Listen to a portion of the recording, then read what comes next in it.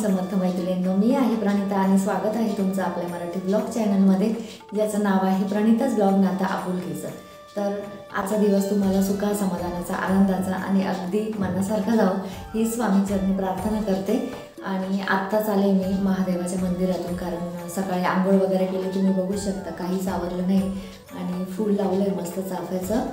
तर तिथे मंदिरात कोणीतरी फूल अर्पण केलेलं होतं, तर मला खूप आवडतो सोनचाफा, मी प्रसाद म्हणून एक घेऊन आले आणि मस्त त्याचा मंद असा सुवास दरवळतोय छान, त्याच्यामुळे एकदम फ्रेश वाटतं। तर म्हटलं आता बाहेरून आले आणि खूप थंडी पडली आमच्या इथे नाशिकला, तर बाहेर सकाळी सकाळी तर काहीच दिसत नव्हतं, सकाळी पूर्ण धुकं होतं जेव्हा आधी कॉलेजला गेला तेव्हा। त्याच्यामुळे मी काय केलं, आज जास्त काही म्हणजे रांगोळी वगैरे सकाळी सकाळी काढली नाही। आत्ता मी सगळी सुरुवात करणार आहे। अगोदर आता आंघोळ वगैरे झाली, काहीच आवरलं नाही, अगोदर महादेवांच्या मंदिरात जाऊन आले आणि तुम्हाला जसं सांगितलं की नवीन वर्षाचे काही आध्यात्मिक संकल्प केलेले आहेत, तर तोच हा एक संकल्प आहे। तर म्हणून मग तिकडे जाऊन आले आणि त्यानंतर म्हटलं बाहेरून आल्यानंतर भरपूर अशी थंडी भरली, त्यामुळे मस्त गरमागरम चहा घेऊ म्हटलं आणि चहा पिता पिता आपल्या व्हिडिओची सुरुवात करू।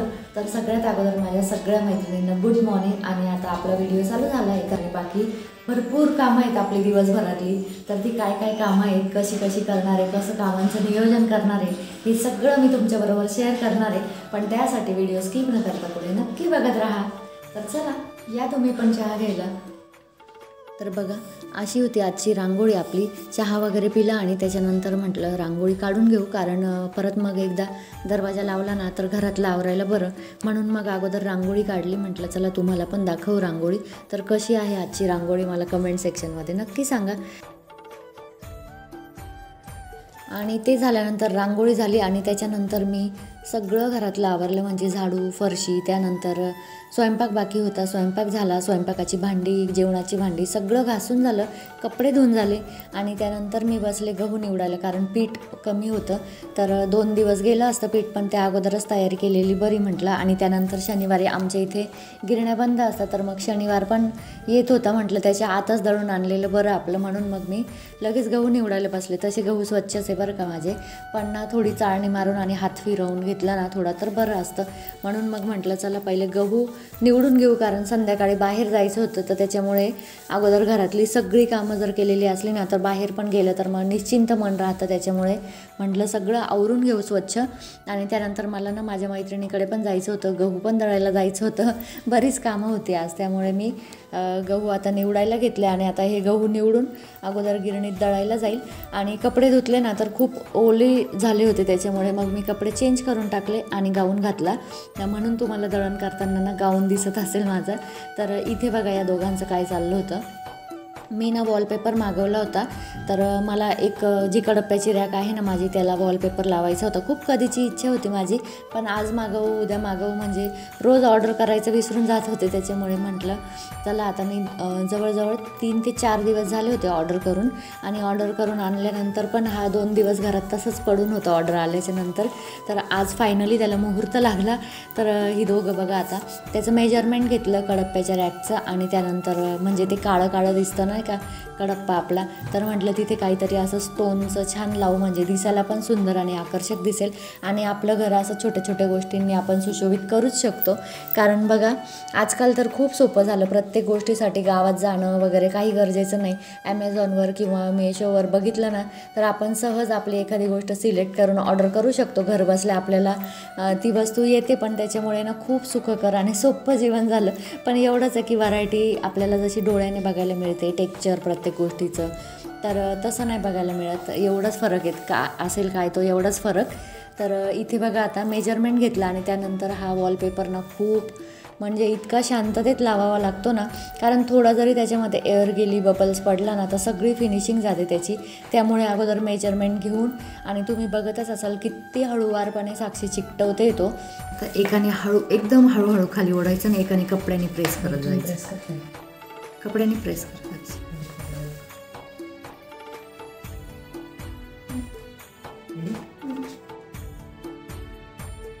हळूहळू ओढ दादा तो पेपर तिकडे टेकतंय का बघत राहा, मी हाताने करतो प्रेस का इथे ना गॅपवर राहतो, हे काय चालू तर असं एकदम शांततेत तो वॉलपेपर चिकटवावा लागतो आणि ते चिकटवण्या अगोदर ना ती भिंत स्वच्छ अशी पाण्याने ओल्या कपड्याने पुसून घेतली आणि त्यानंतर कोरड्या कपड्याने स्वच्छ पुसली, कारण त्याच्यात थोडं जरी पाण्याचा अंश राहिला ना तर हा वॉलपेपरवरती निघून येईल. त्याच्यामुळे एकदम कोरडी केली आणि आमचं जेवण वगैरे होईपर्यंत ती भिंत छान अशी कोरडी झाली, तो कडप्पा. आणि त्यानंतर हा वॉलपेपर चिकटवला. तर एकाने हळूहळू त्याचा कागद काढला आणि वरतून पूर्ण असं म्हणजे थोडी पण त्याच्यात एअर नाही गेली पाहिजे अशा पद्धतीने एकदम व्यवस्थित असा चिकटवला दोघांनी. तर कारण की माझी खूप दिवसांची इच्छा होती हा वॉलपेपर इथे चिकटवायची, पण ना काही मुहूर्तच लागत नव्हता. तर म्हटलं एक दिवस ना दुपारी बसले आणि म्हटलं चला आज ऑर्डरच करू काही झालं तरी. तर त्यामुळे तो ऑर्डर केला पेपर आणि आल्यानंतर फायनली मला असं झालं होतं कधी चिकटवायचं, पण ना या दोघांच्या कॉलेजमुळे काही जमत नव्हतं आणि एकाचं काम नाही, एका व्यक्तीला ते चिकटवणं शक्यच नाही. त्याला मदत ही खूप गरजेची असते, कारण त्याचा जो खालचा मागचा जो पेपर असतो ना तो एकदम हळूहळू काढावा लागतो आणि जर अगोदर पेपर काढून चिकटवत बसलं ना तर त्याच्यात एअर जाण्याची जास्त भीती असते. त्याच्यामुळे मग मी म्हटलं कोणाची तरी मदत हवी तेव्हाच हे करू. तर मग हे दोघं म्हटले आम्हीच चिकटवतो. म्हटलं चला चिकटवा. आता सगळी तयारी झाली, घरातलं पण आवरून झालं बऱ्यापैकी आणि बऱ्यापैकी म्हणजे सगळंच आवरून झालं आणि आता वास्तुशांतीला जाण्यासाठीची सगळी तयारी केली. तर बघू शकता मी अशी तयार झाले आणि ही साडी नेसली आहे. तर कशी दिसते मी मला कमेंट सेक्शनमध्ये नक्की सांगा आणि चला आता भेटू आपण वास्तुशांतीमध्ये.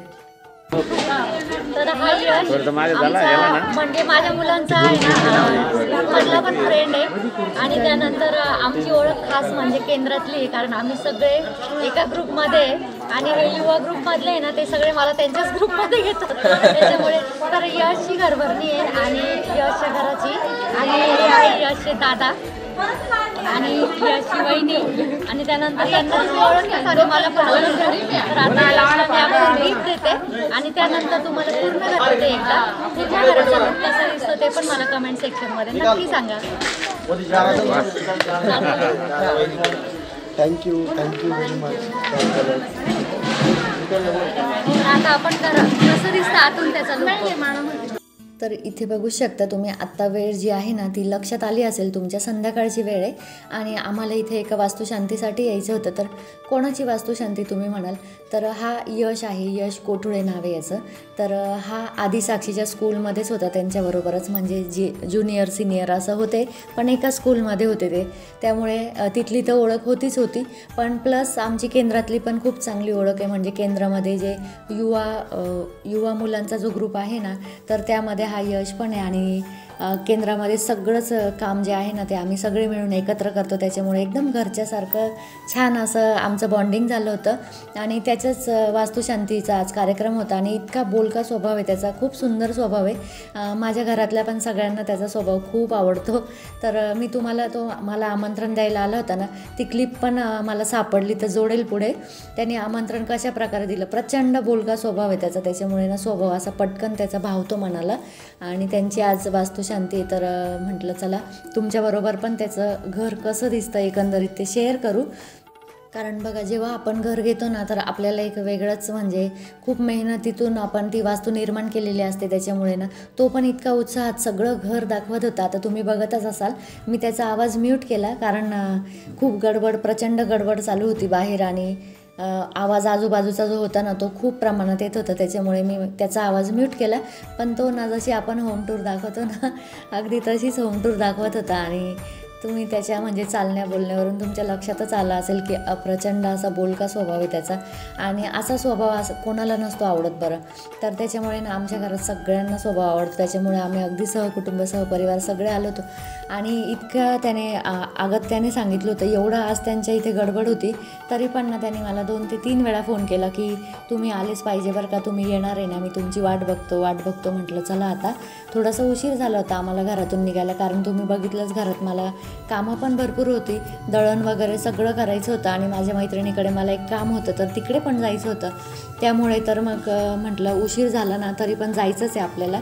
तर हे आल्याच्या नंतर आम्ही निघालो आणि बघूच शकता तुम्ही घर एकदम सुंदर आणि छान बांधलं आहे त्यांनी, म्हणजे रेडीमेड रो हाऊससारखंच आहे ते, पण त्याच्यामध्ये त्यांनी थोडेफार फेरबदल जे आहे ना ते केलेले आहेत आणि हा रूम जो तो अति उत्साहात दाखवतो आहे ना, तर तो त्याचा स्वतःचा रूम आहे, त्याच्यामुळे तो जास्त उत्साहाने दाखवतो आहे.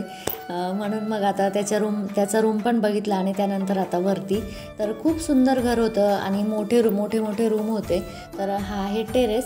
तर टेरेसवरनं पण व्ह्यू जो आहे ना बाहेरचा, तो खूप सुंदर दिसतो. आणि तुम्हाला लक्षात येतच असेल की भरपूर असा अंधार झाला होता, कारण आत्ता जवळजवळ रात्रीचे 9 ते 9:30 वाजले होते. आणि त्यानंतर आमची जेवणं वगैरे खाली. आता जेवणं वगैरे करू, पण म्हटलं त्या अगोदर तुम्हाला घर दाखवू पूर्ण आणि त्यानंतर मग आम्ही जेवायला बसू. आणि तुम्ही टेरेस पण बघू शकता, भरपूर असा मोठा स्पेस होता.